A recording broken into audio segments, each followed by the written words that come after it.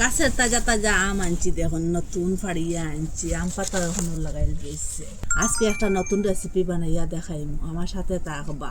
প্রথমে গামলার মধ্যে জল লইলাম, আমটা ওরকম ভাঙ্গিয়া এখানে খুব ভালোভাবে এরকম পরিষ্কার করবো। ওরকম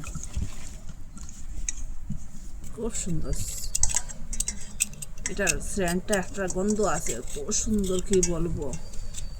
এটা লাঙ্গলকুটি আম গ্রামের ভাষায় বলে, আপনারা এটার নাম কি বলেন? ওই যে ওরকম সাইজের আমটারে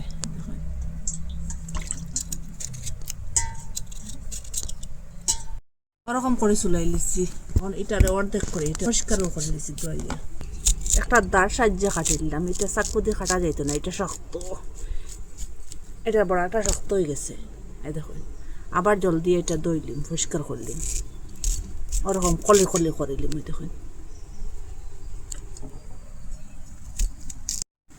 ওরকম করে কাটিয়া পরিষ্কার করে নিচ্ছি। এখন এখানে গুড় দিন।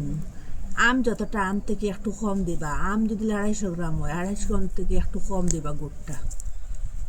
ওরকম ছোটো ছোটো করে কাটি আর একসাথে রাখে সামান্য তেল দিয়ে দিলাম। এখানে 5 ফোড়ন 1 চামচ দিয়ে দিলাম, আর ডালচিনি 1 পিস দিলাম। সুন্দর একটা গন্ধ হইব। আম আর গুড় রাখলাম যে তখন দিলাম। সেম বাটিটা দিয়ে একটু জল দিয়ে দিন।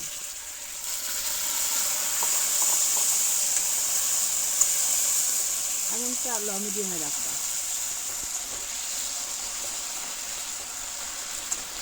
তো লবণ দিয়ে দিলাম এখানে।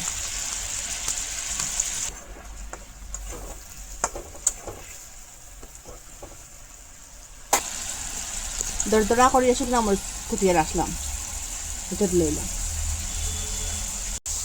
এখন এটা একটু জাল হোক, এটা বেশ জল দিতে লাগতো না। আম যতটা হইব একটু বুঝিয়া দিবা।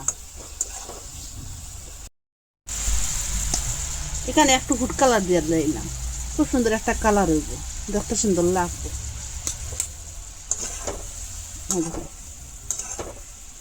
এখানে অরেঞ্জ কালার দিয়ে দিলাম। আপনারা যদি ভালো লাগে না, তে কালারটা দিবা না। আর আপনারা যদি গুড়ের জায়গা চিনি দিয়ে বানাইতে চান, চিনি দিয়ে বানাইতে পারবা। আর গুড় দিয়ে বানাইলে হেলদি। এখানে আর 1 চামচ ভিনেগার দিয়ে দিলাম। ভিনেগারটা দিলে নষ্ট হইতে, এটা রাখি রাখি খাইতে পারবা। এটা সিদ্ধ হয়ে গেছে, দেখুন এটার যে রসটা ভিতরে ঢুকিছে, দেখুন কিরকম ফুলকো ফুলকো হয়েছে আচারটা। গ্যাসটা অফ করে দিলেন, বেশি জল দিলে এটা শুকাইতো না, আর আমটা লরম হয়ে যাব গিয়া, লরম হইয়া ভাঙ্গি যাব গিয়া। আর ওরকম কম জল দিলে শুকনো আসল কথা। এটা ঠান্ডা হবে একটু। আপনারা তো কত আম দিয়ে আচার বানাইয়া খাইছেন, দেখুন কত সফট, এটা কত লরম, এটা সবে ভালো পাইব। এই আচারটা ভাতের সাথে, রুটির সাথে আপনারা খাইতে পারবা, হেলদি। এটা চিনি ছাড়া। আপনারা কত কিছু আচার খাইছেন, এই আচারের মতো স্বাদ পাইতা না। পুরা বছর জুড়িয়া রাখতে পারবা কাঁচের বয়ঙ্গর ভিতরে ঢুকাইয়া, নর্মাল ফ্রিজের মধ্যে। আপনারা একদিন মিস করবা না, বানাইয়া খাইবার। কমেন্টের মধ্যে নিশ্চয় জানাইবা। ভালো লাগলে লাইক, কমেন্ট, শেয়ার, সাবস্ক্রাইব করবা। আর আজকের ভিডিও এখানে শেষ। নতুন একটা ভিডিও নিয়ে ফিরে আসবো বন্ধুরা।